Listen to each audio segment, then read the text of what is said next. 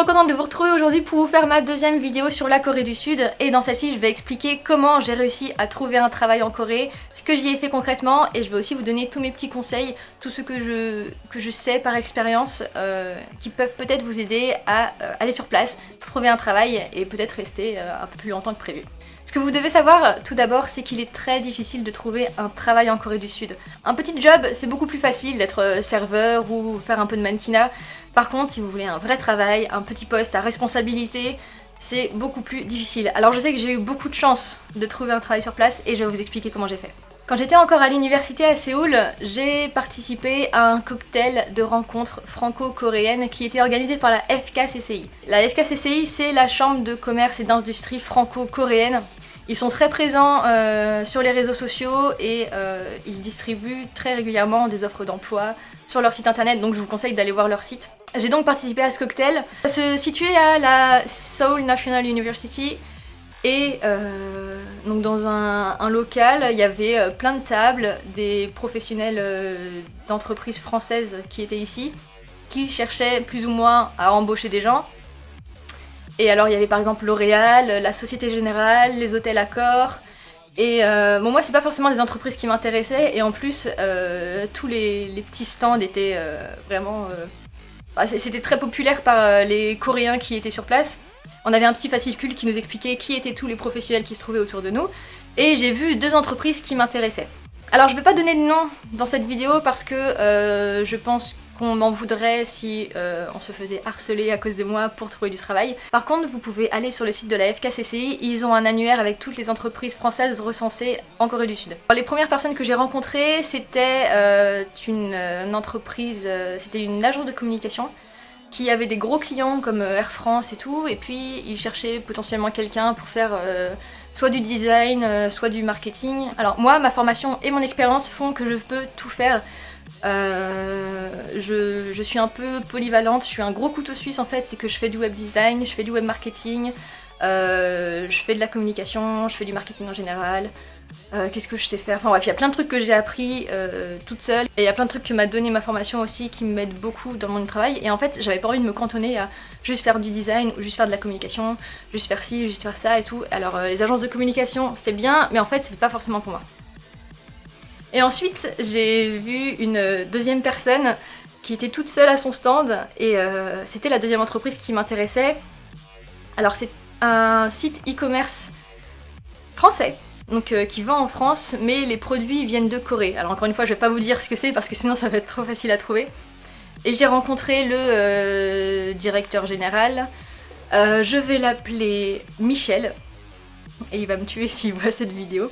Donc j'ai rencontré Michel, et avec Michel on a un petit peu parlé. Je lui ai expliqué que je cherchais un stage pour 6 mois après, donc en fait j'allais devoir rentrer en France. J'avais encore un semestre à faire dans mon école, et après il fallait que je reparte. Et que éventuellement j'aimerais bien le contacter pour lui envoyer mon CV, voir ce qu'on peut faire et tout. Il avait un peu l'air intéressé par mon profil vu que je sais faire plein de choses. Et moi je voulais absolument travailler dans un site e-commerce, donc c'était vraiment parfait pour moi. Et voilà, donc j'ai pris sa carte. Et donc j'ai fini mon semestre à Séoul, je suis rentrée en France, j'ai fini mon semestre en France du coup, et en plein milieu du semestre, à un moment, je l'ai contacté et je lui ai dit bah écoutez, voilà mon CV, je suis très intéressée par le fait de travailler chez vous, enfin voilà, les choses habituelles qu'on fait quand on est motivé pour travailler dans une entreprise. Il m'a répondu très rapidement, il m'a renvoyé vers la personne qui s'occupe du marketing, de la communication, elle est chargée de relations clientèle, donc encore une personne qui faisait un petit peu tout, que je vais appeler cette fois-ci. Alors celui-ci, je vais l'appeler Renaud. Voilà, Michel et Renaud. Et donc j'ai contacté Renaud, qui m'a fait passer un entretien par téléphone à 13h en France, donc il était 20h chez lui, le pauvre. Et Renaud, quelques jours plus tard, m'a dit que ma candidature était acceptée, que j'avais plus qu'à prendre mon billet d'avion, et que je les retrouvais alors ça devait être entre le 3 et le 6 janvier 2014 à Séoul, dans leurs locaux. Donc voilà, j'étais trop contente, j'ai fini mon semestre tranquillement, mon semestre en plus s'est super bien terminé, et je suis repartie une deuxième fois à Séoul, donc je suis encore une fois partie le 1er janvier. Donc voilà, à chaque fois je partais le 1er janvier. Bref. Et voilà, et donc du coup j'avais trouvé un travail, enfin c'était un stage. J'ai trouvé un stage, donc j'allais rester de janvier à juin 2014 chez eux. Et voilà. Alors, ça s'est très très bien passé, l'entreprise... Donc c'était une entreprise française qui était située à peu près vers Itaewon, donc en plein centre de Séoul. Et on n'était pas très nombreux, il y avait 2 coréennes et 4, 5, on était 6, 7 français, ça dépendait des moments. Et c'était super parce que l'équipe était formidable, on s'entendait tous très bien, on sortait tous ensemble. Le travail était top, j'avais toujours plein de trucs à faire, je faisais beaucoup... J'ai refait par exemple la refonte du site internet, j'avais fait une maquette pour un site mobile, j'ai fait une vidéo, un truc que j'avais jamais fait, j'ai dû apprendre Flash pour ça. Enfin voilà, je faisais plein de choses qui étaient super cool pour ma formation, c'était vraiment un stage très formateur et j'ai adoré mon expérience. Et au mois de juin, du coup ça allait être la fin de mon stage et j'allais... en fait j'avais encore 6 mois de visa. Et je me suis dit, bah, peut-être que je peux demander à mon école de décaler mon mémoire, parce que je devais rendre normalement mon mémoire à ce moment-là, au mois de juillet. Donc j'étais censée le faire en même temps. J'avais aussi un autre truc à rendre, et du coup j'ai demandé à mon école de tout décaler à l'année suivante.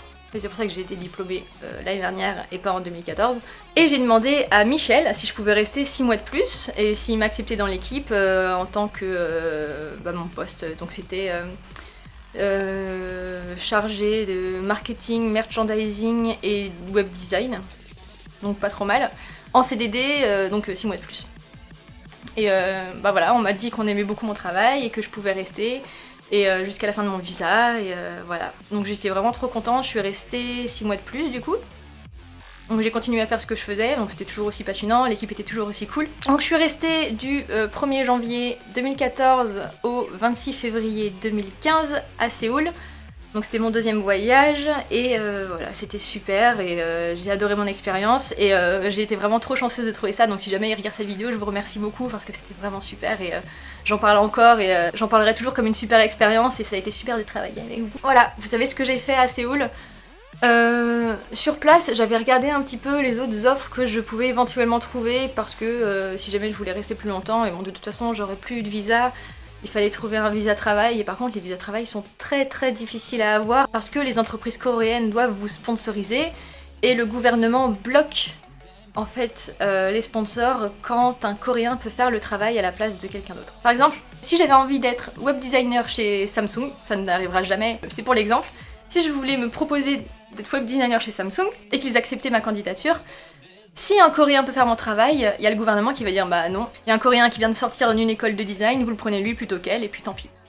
En fait voilà, ils veulent pas forcément d'étrangers dans les entreprises, du coup c'est très difficile d'avoir un visa travail, et voilà, donc ceux qui en ont, ils sont aussi très chanceux, et mais je connais pas leur secret, je connais pas vraiment la technique qu'ils ont employée, et voilà.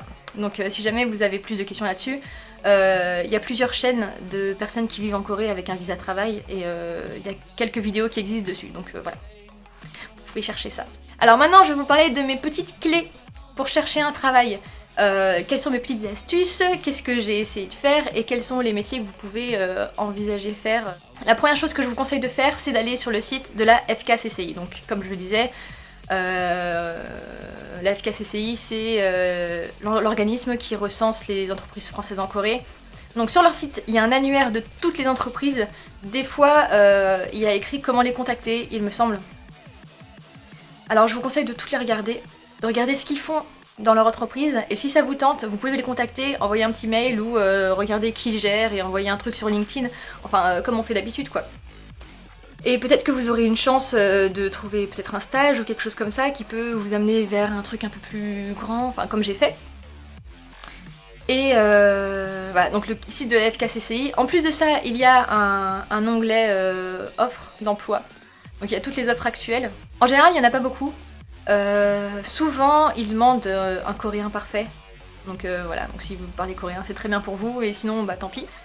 Mais je vous conseille de regarder régulièrement parce que de temps en temps il y a des offres qui arrivent d'entreprises françaises et ça peut peut-être vous intéresser.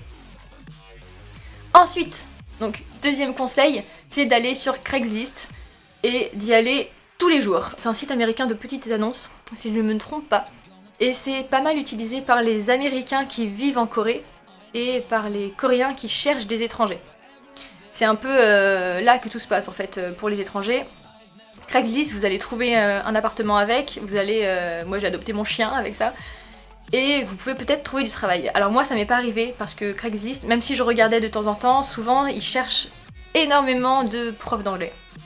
Et profs d'anglais vous pouvez pas l'être parce que vous êtes français. Les profs d'anglais doivent venir d'un pays anglophone, donc voilà, tant pis. Par contre, vous pouvez régulièrement chercher les mots comme French ou français, ou sinon en fonction de ce que vous cherchez, un truc plus spécifique. Si vous êtes développeur, tapez votre métier, si vous êtes graphiste, tapez votre métier. Si vous voulez travailler dans l'hôtellerie, vous pouvez essayer. Et par contre, par Craigslist, vous pouvez peut-être trouver des petits boulots plus facilement. Et voilà, donc je vous conseille de chercher aussi si vous voulez être serveur. Y a les clubs aussi qui embauchent des étrangers parce qu'ils ont de plus en plus de clientèle étrangère. Donc voilà. C'est toujours un plus si vous parlez coréen, c'est toujours un plus si vous parlez anglais aussi. Donc je vous conseille de regarder régulièrement ce site et de choisir vos mots-clés. Voilà, choisissez toujours bien vos mots-clés.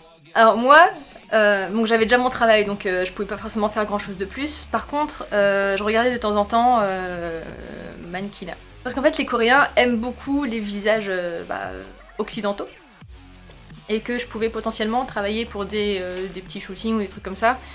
Ça s'est pas fait parce que la seule fois qu'on m'a proposé quelque chose c'était 2 jours avant que je parte définitivement. Donc j'avais pas accepté et puis c'était même pas sûr que ce soit un poste sûr, donc voilà, j'ai pas voulu faire d'histoire à cause de ça. Et voilà, donc c'est ce que je cherchais et du coup j'avais quelques contacts qui me contactaient de temps en temps, mais rien s'est jamais passé. Il y a un truc à savoir, c'est que si vous partez en visa vacances-travail, vous n'avez pas le droit de faire du tutoring, c'est-à-dire que vous n'avez pas le droit de donner des cours de français. Si vous le faites au black et que vous vous faites choper, et tant pis pour vous, normalement on vous retire votre visa. Et si vous le faites pas au black et que vous vous faites choper, et c'est pareil, voilà. Vous n'avez pas le droit, quand vous êtes en visa vacances-travail, de donner des cours de français. Donc faites attention, voilà, faites attention. Et sinon, une autre solution, c'est de taper à la porte des gens et de distribuer vos CV. Donc je ne parle pas de la porte des gens, je parle de la porte des entreprises. Si vous cherchez un petit boulot, allez dans les restaurants, ayez votre CV imprimé en anglais et coréen. Vous pouvez demander à un ami coréen qui vous aide à faire votre CV. En général, ils sont sympas pour aider. Et distribuez-les. Encore une fois, c'est toujours un plus de parler coréen, mais si vous parlez anglais, ça peut être pas mal. Vous pouvez essayer d'aller à Itaewon ou Hongdae peut-être, mais Itaewon je pense que c'est encore mieux parce qu'il y a beaucoup d'Américains. Et proposez. Et puis si vous trouvez, tant mieux, et si vous trouvez pas, continuez à chercher, c'est tout ce que je peux vous dire. Encore une fois, c'est un gros périple de trouver un travail à Séoul. Je vous ai donné mon expérience et j'espère que ça peut en aider au moins un ou deux de vous. Si jamais vous trouvez un travail, n'hésitez pas à me le faire savoir parce que ça me ferait trop plaisir de savoir que vous allez pouvoir faire ça. Travailler à l'étranger, c'était vraiment super, c'est une expérience de fou. C'est une expérience qui est très valorisée, surtout que je suis partie à Séoul, dans un pays que je connaissais un tout petit peu, une langue que je connaissais à peine. Je suis partie toute seule, j'avais personne sur place, je me suis débrouillée, j'ai fait un métier qui était vraiment cool. Et c'est très valorisé maintenant que je suis rentrée en France et quand je distribue mes CV, quand je cherche du travail, donc voilà. Si vous avez l'occasion de partir à l'étranger, je vous conseille de le faire, c'est vraiment une expérience de fou. Et même si ça peut faire peur, c'est vraiment génial. Voilà, je pense que j'ai tout dit. Si vous avez des questions, surtout, n'hésitez pas à me les poser en commentaire et je ferai éventuellement des petites recherches pour vous aider. Si je peux y répondre, j'y répondrai avec grand plaisir. J'espère que vous avez aimé cette vidéo, si c'est le cas, n'hésitez pas à mettre un petit j'aime en dessous. Je ne sais pas encore quelle sera ma prochaine vidéo sur la Corée, je sais que j'en ai d'autres de prévues parce que j'ai plein d'histoires à vous raconter. Mais voilà, c'est des vidéos qui me demandent un peu de travail parce que j'ai besoin de scripter un peu tout ça. Et de savoir ce que je vais raconter précisément pour pas partir dans tous les sens n'importe comment. Voilà. Donc j'espère que cette vidéo vous aura plu et je vous dis à la prochaine. Bye!